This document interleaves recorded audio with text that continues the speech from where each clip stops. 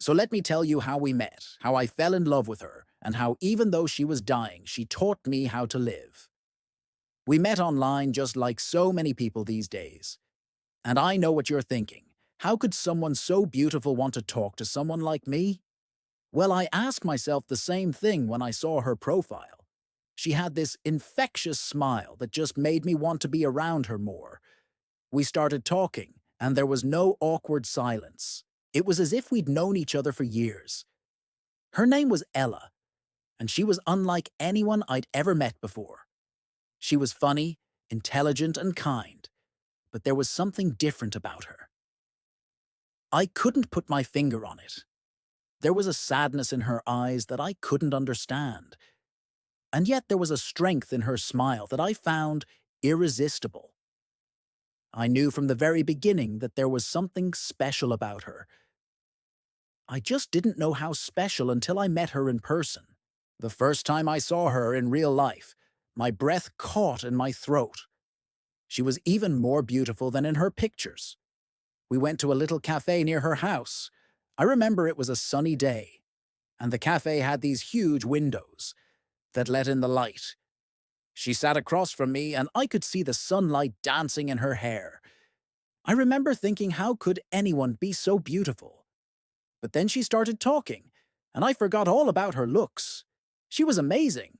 She was passionate about everything she talked about, whether it was a new book she had read or a movie she'd seen.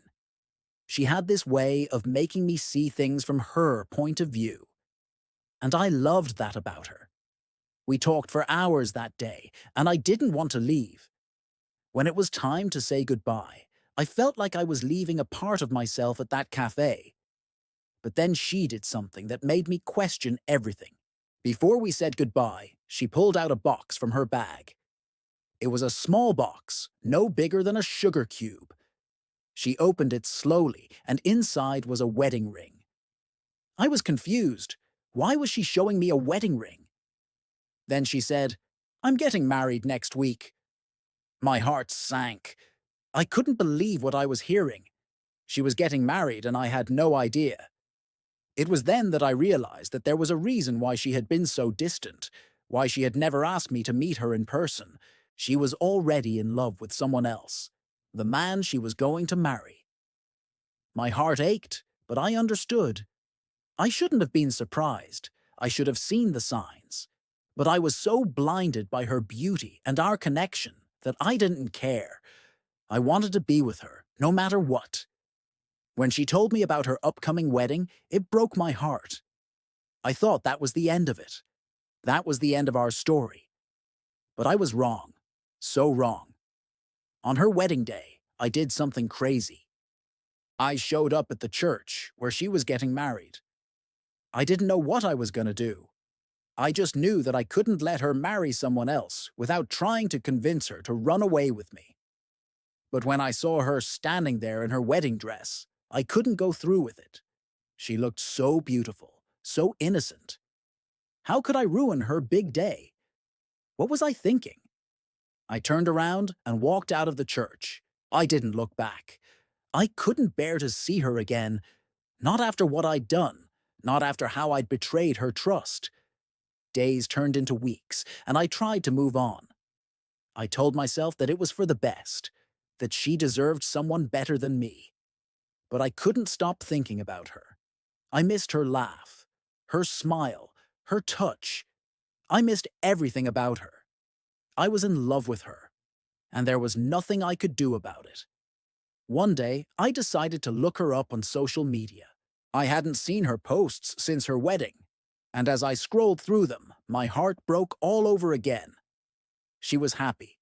She was in love with her husband, and it was all because of me. I had ruined her life. I had taken away her chance at happiness. That's when I made a decision. I was going to make things right, no matter what it took. But before I could make amends, I got a call that changed everything. I got a call from her husband. He told me that Ella had been diagnosed with a rare form of cancer. He said that she hadn't told him or her family yet. She wanted to keep it a secret. I was shocked. I couldn't believe what I was hearing. Cancer? How could this be happening to her? She was too young, too beautiful. I asked him if there was anything I could do, and he told me to come over. He needed my help. When I got to their house, they were getting ready for an important appointment. Ella's husband, Mark, was trying to be strong for her, but I could see the fear in his eyes. Ella was sitting on the couch, and when she saw me, her face fell. She looked away, trying to hide her emotions. I knew she was sad. She was scared. But she was also angry. Angry at me for what I'd done. Angry at God for what he'd done to her.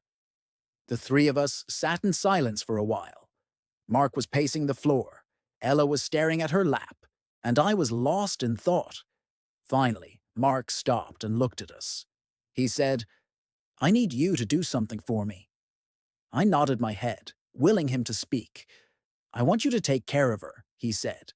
"I want you to make sure she's okay." I was confused. What did he mean? Was he asking me to take care of her like a boyfriend, like a husband? But before I could ask any questions, he left. He left me alone with her, with the woman I loved, with the woman I had hurt. Ella looked up at me and said, "Why are you here?" Her voice was weak. She sounded tired. I stood up and walked over to her. I sat down next to her and took her hand. She flinched at my touch, but then she relaxed. I don't know how long we sat there holding hands, but it felt like forever. Then she started crying. She cried and cried and cried, and I just sat there and held her. I didn't know what to say. I didn't know what to do, but I knew that she needed me. She needed me to be strong for her. After a while, she calmed down and she looked up at me. Her eyes were red and swollen, but she was smiling. "Thank you," she whispered. "Thank you for coming." I shook my head. "No, thank you," I said. "Thank you for giving me another chance." And that's when I knew that I wasn't in love with Ella. I was in love with the idea of Ella. I was in love with the fantasy that I had created in my head. The real Ella was sick.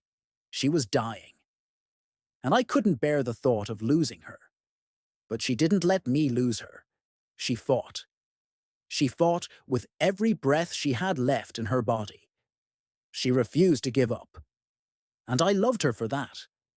I loved her for teaching me that even when all hope is lost, you have to keep fighting. You have to keep believing in something, even if it's just the belief that tomorrow will be better than today. Every second I spent with her was a gift. Every moment I shared with her was a blessing. I cherished every minute I had left with her. I didn't want to waste a single second, and when she died, a part of me died with her.